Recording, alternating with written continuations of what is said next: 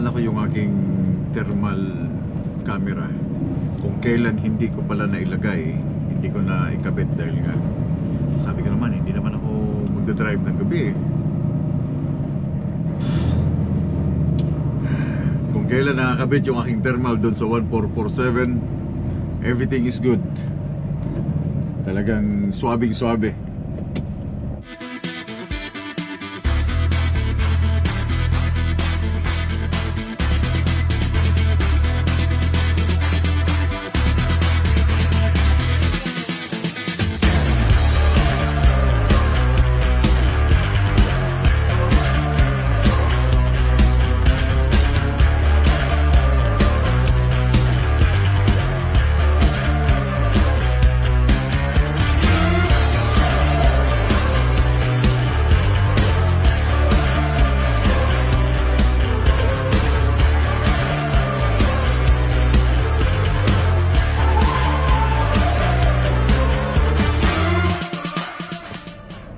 Good morning mga Choy.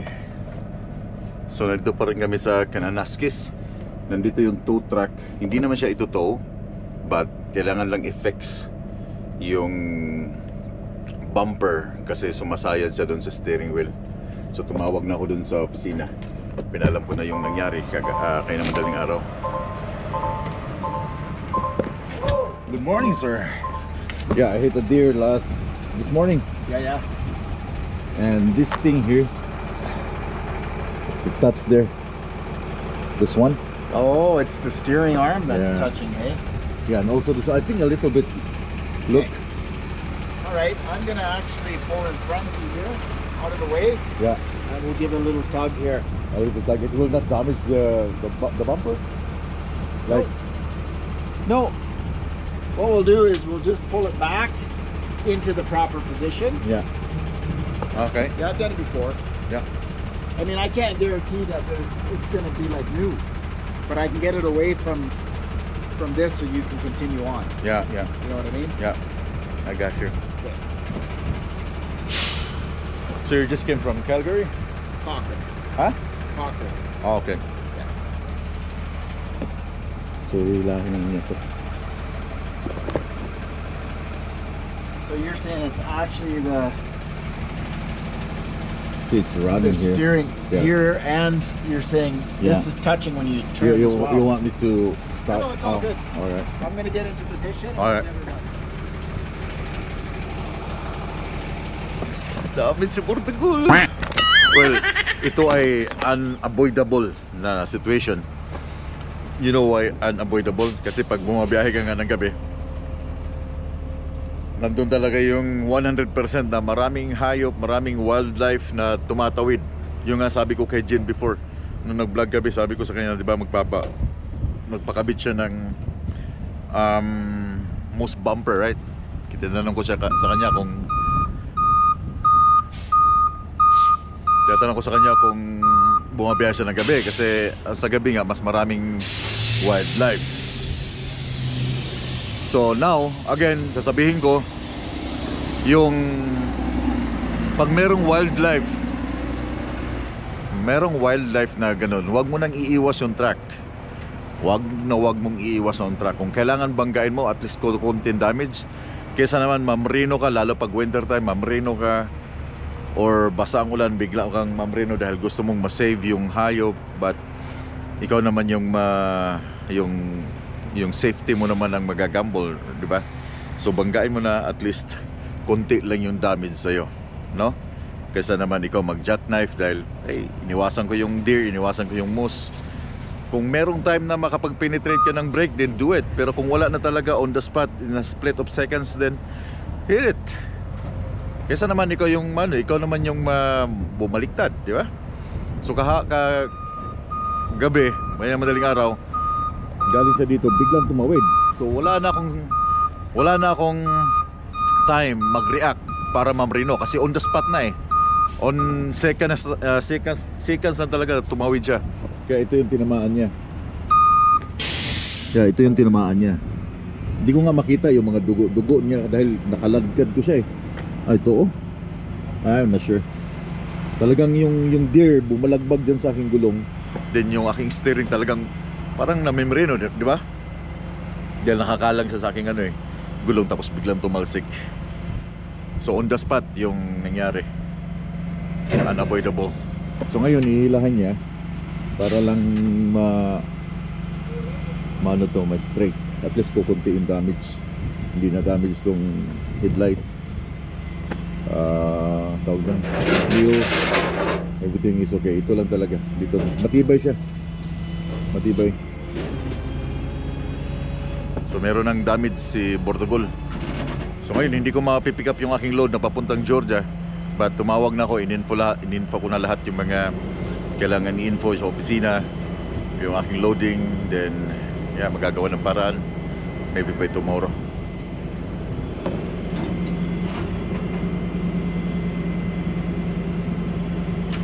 Let's try kung may babalik niya yung yung front bumper.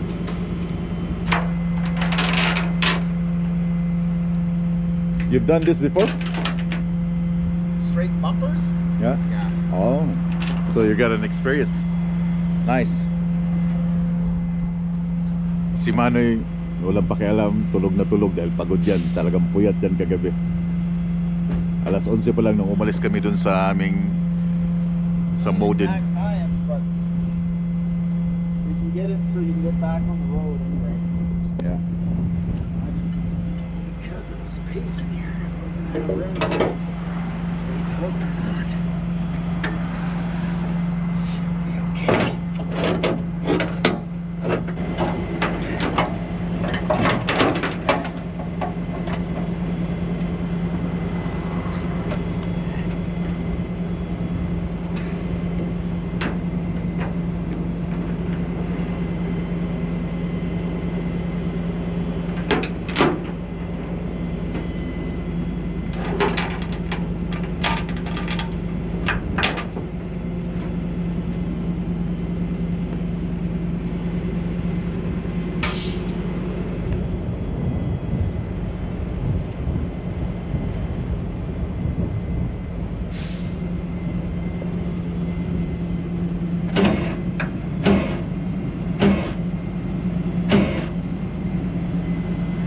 Make sure we get the right angle here.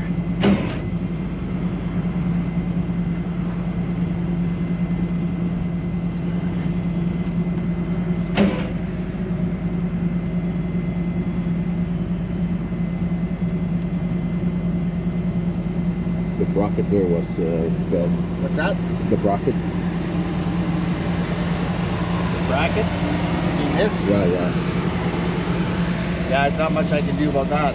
I won't be able to fix that. Yeah. All I can do is pull this away, right? It's not going to be like a body shop. We can at least get it away from your components so that you can drive, right? Because this is actually bent here, like you can see. It's bent down as well, right?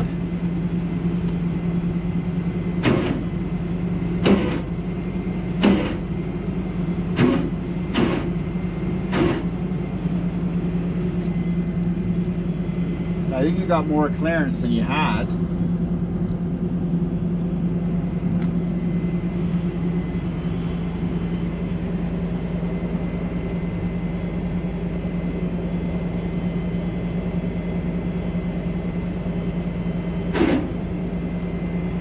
It's definitely farther out than it was, right? Yeah. I can see where this made contact here. Yeah.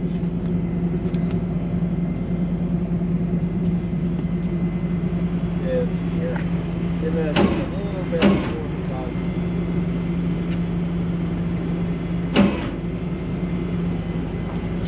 I think that's it. Like it's gonna flex a bit, right? It's not gonna. Well, may larga na ka.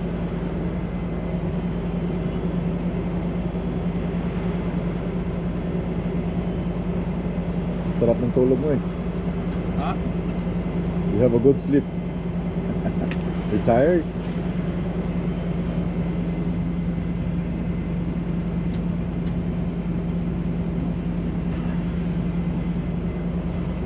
Try one more look up here and see if we can get it. See, right now it's coming out. Oh, oh.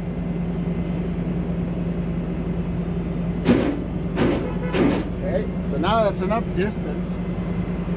We've got lots of clearance now.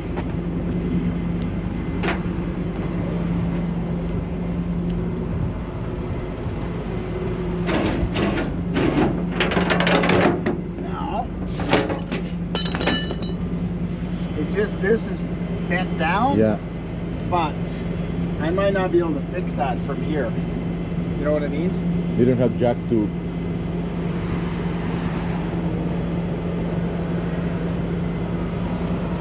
I mean, all I can really do is make clearance for you so that you can drive it. Yeah. But I can't repair your bumper, obviously, right? I mean, I can.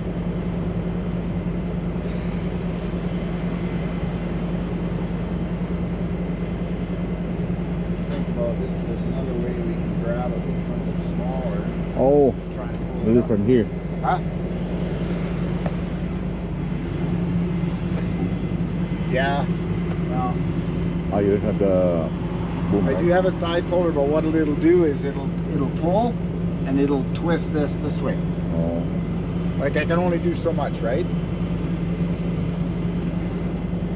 Can you pull a little bit more? No, that's okay. That's too much. Well, this is where it needs to be this way. It just needs to be twisted this way. Yeah. But that's not something that I can really do, Yeah. right?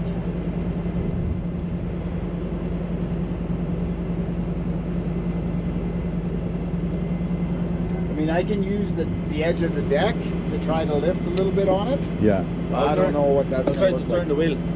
Yeah, it's a good clearance now. Yeah, you've got the Here's the thing. clearance you need.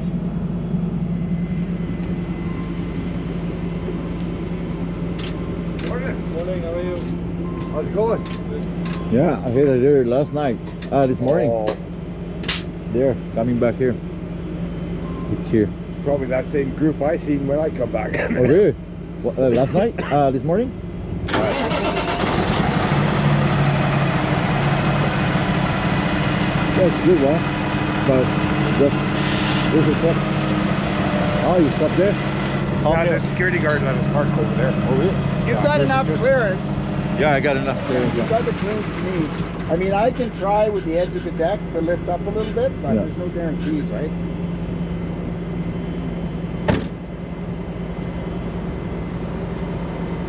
It's a split of seconds.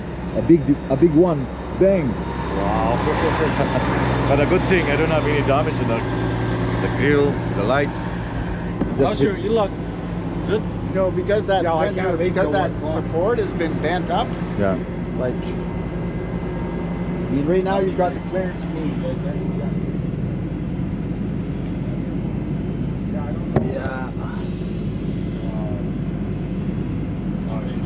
I mean, if you want, I can try to straighten it a Oh, I little think bit. the Yeah, one guy was just talking about maybe- saying that. Hold on. But there's no guarantees here, Yeah. like, Just it's try, good. just to make this one a little bit. yeah. I can try. We'll see if it'll work.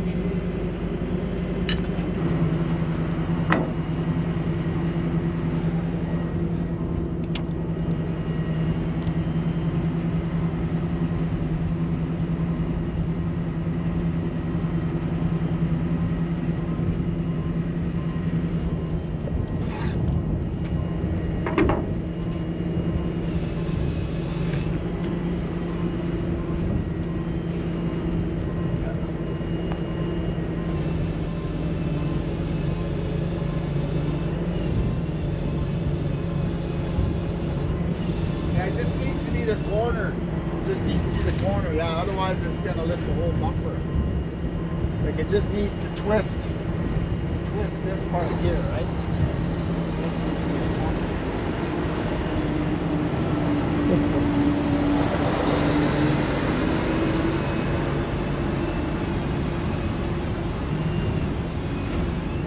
Some more. Up. Came up a bit, but because of that bracket in there, I don't think it's gonna. The brackets bend. It is bent, so it's with so much we can do, right? I think that's it. What you would need is to, you know, when you have the time, is to take the bracket off, straighten it, or get a new bracket, and And then, so I think this is about as good as it's gonna get. I can try one more time. It's a bit better than it was, but I mean, it's a bit better than it was, but you want me to try again? Just a bit?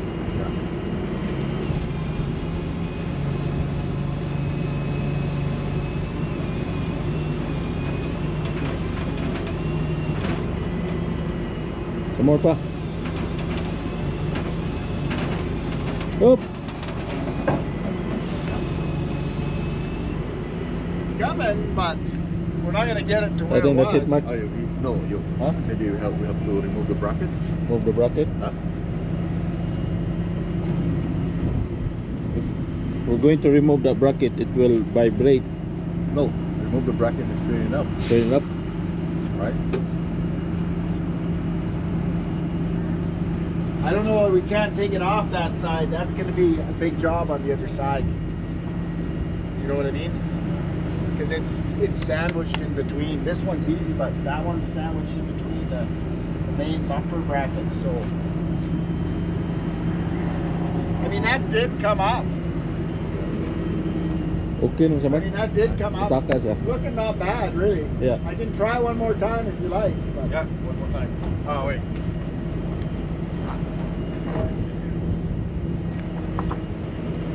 Okay.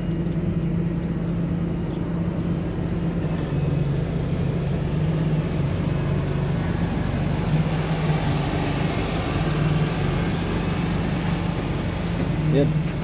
Yun. Ha? Uy, Ojo. okay, it's gonna touch now. Yeah, yeah. Okay. Down. Okay, so we'll let it off. Ah, balik. It's gonna flex. Balik it siya ba? Yeah, a little bit, But I mean, right? it's not bad. Yeah. You know, it's a lot better than it was. I think Yeah. that's about as good as it's gonna get, I think.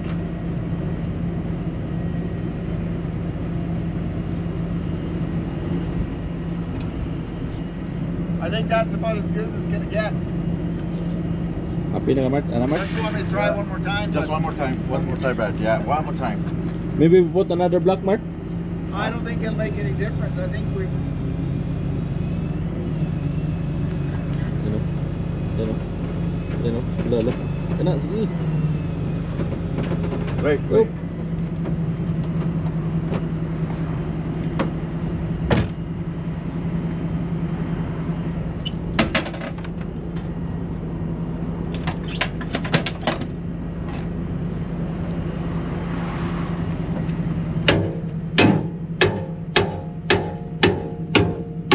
Okay.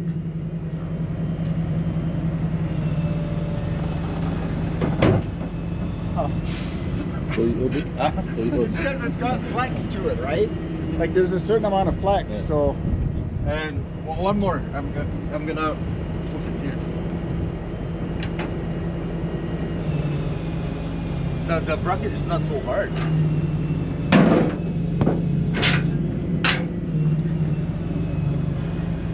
Okay.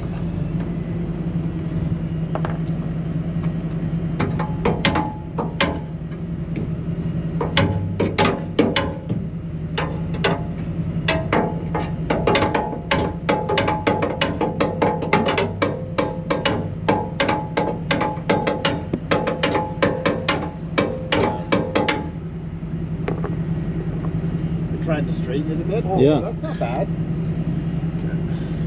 That's not bad. Huh? Good job. Yeah. Okay.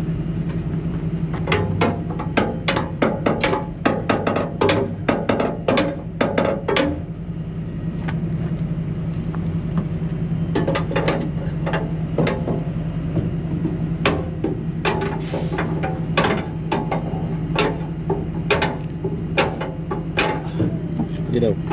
Sakto. Okay. Up daw kamay. Do you want me to Sakto go na. up a bit? Or Yeah. just up a little Yeah, a little bit. Oh. Oh. Okay. Sige pa kamay. Is that good?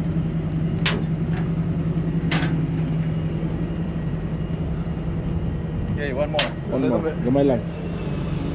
Oh. Is that Okay, good? done. Down?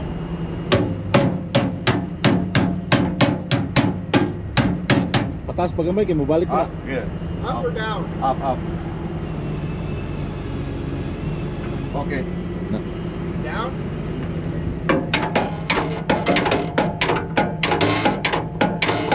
Okay, down. Oh, this, not so bad, eh? Arang-arang no. Huh? Yeah. I think it's as good as it's gonna get, eh? Yeah. I think that's enough. Okay, very good. Yeah. All right. But a little bit better, right? Maybe when I come back from US. Almost as good as new. Do you mind if I get the men off the truck? Okay.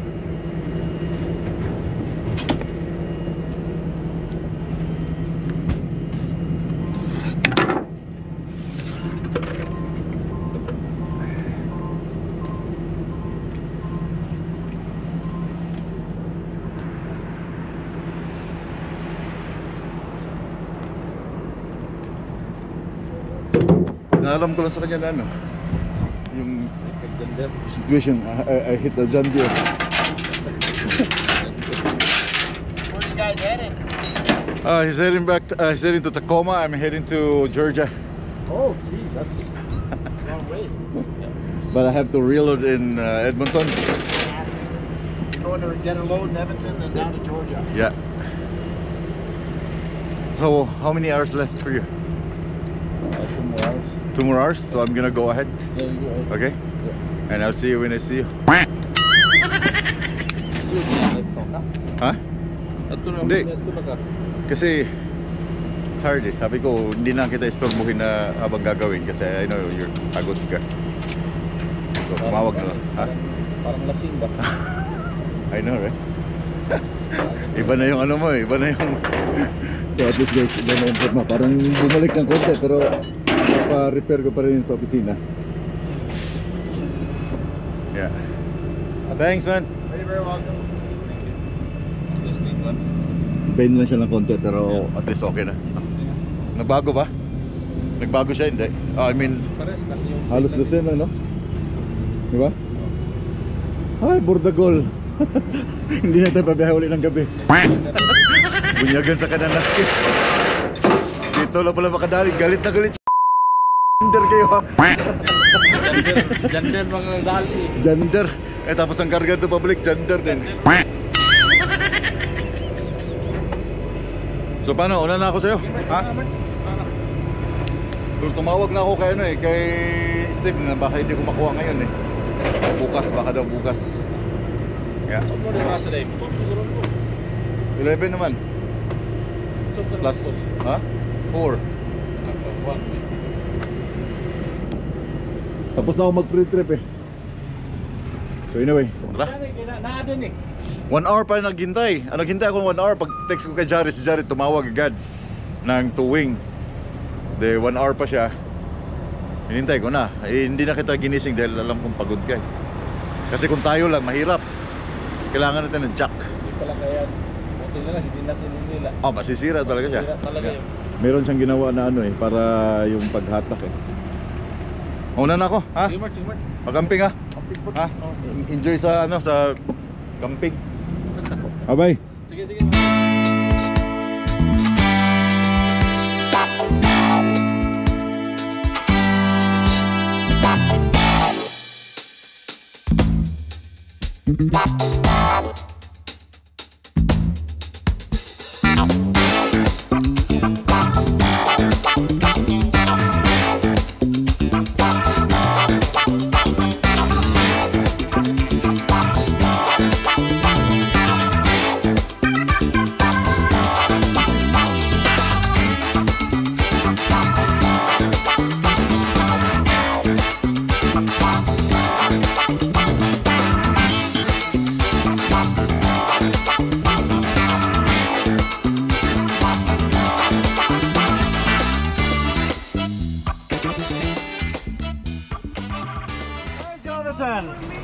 Yeah, I thought I did not make it, so yeah, I just rushed.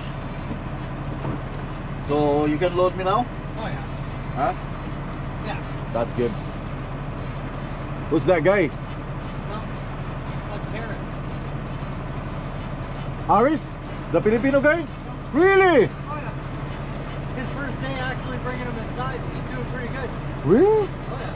Wow, See, I don't even have to help him anymore. that's good. Yeah, if you want to go up, Go there. because yeah, those are the 2 units that you're taking over there. Ah, that's two? Yeah, So I'm gonna get ahead with this guy. that's me. Ah, that's yours? Yung si Aris guys, yung taga Cebu. Asinso na eh, siya na yung naglo-load dito. Ano? Parang kailan lang, nag-apply sa kailan before. Ngayon, naglo-load na. Tagalan ito, magiging supervisor na ito sa Q-Line. Ano? Galing na oh.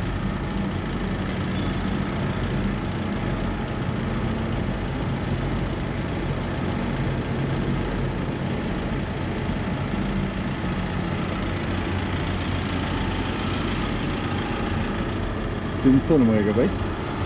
Baan mo eh.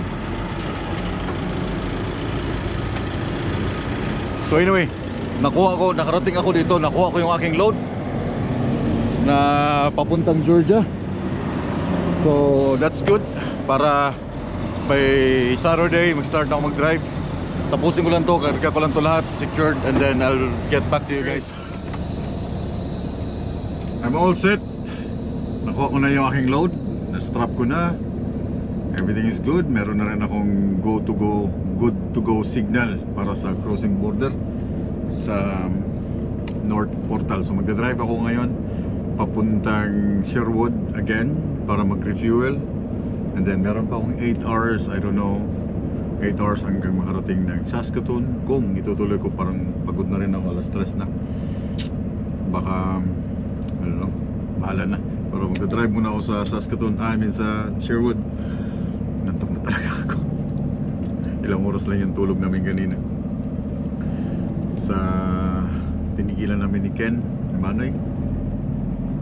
So kailangan ko lang muna mag-refuel. Then after that, bahala na kung anong magiging decision ko mamaya. Tapos na ako dito sa Sherwood Flying J. Wala na si Crispin. Alas 5 na eh. Naalala ko yung aking thermal camera. Kung kailan hindi ko pala nailagay, hindi ko na ikabit dahil nga sabi ko naman, hindi naman ako magdadrive ng gabi eh. Kung kailan nakakabit yung aking thermal doon sa 1447, everything is good. Talagang swabing swabe.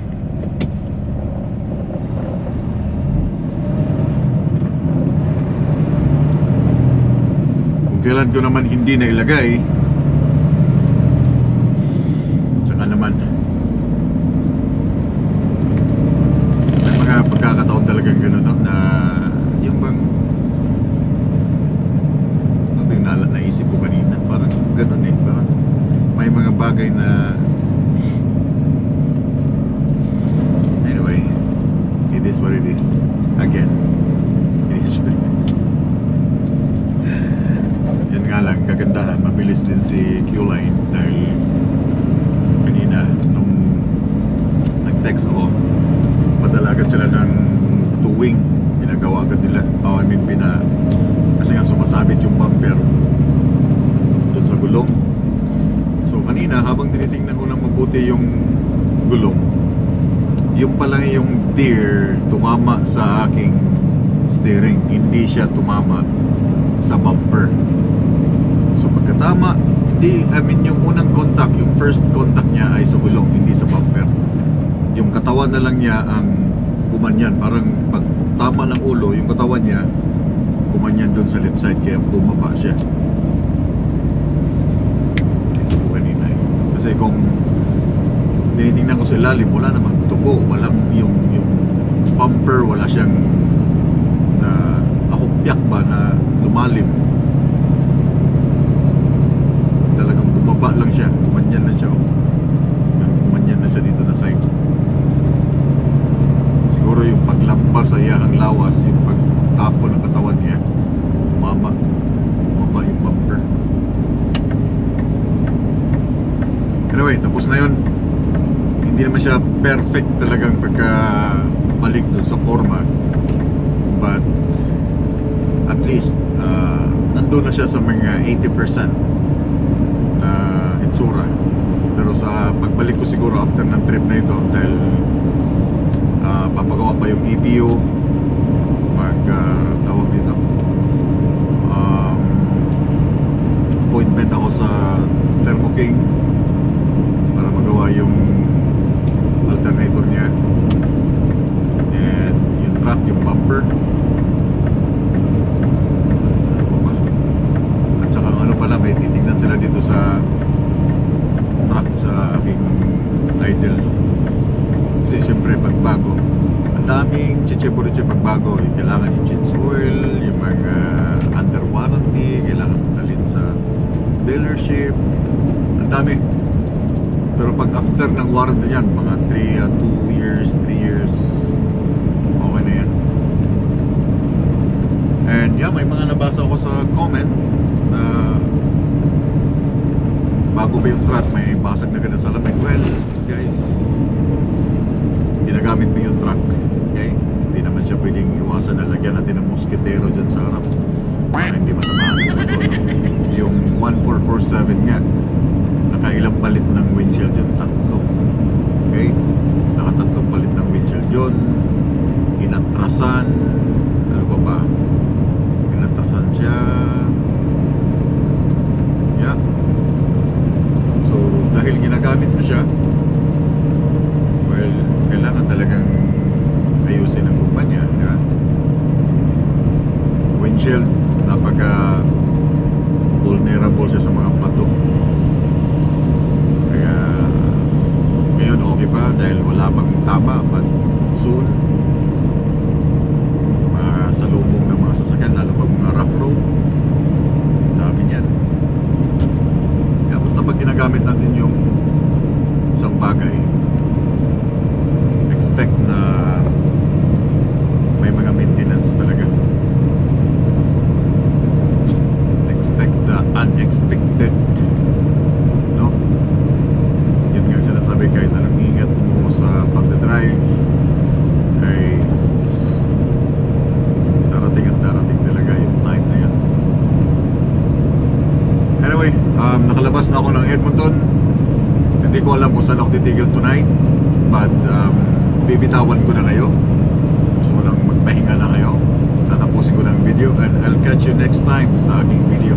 Daghang salamat sa inyong mga comments and likes, and yeah, we'll keep on trucking. Have a good night and have a good day. Bye bye.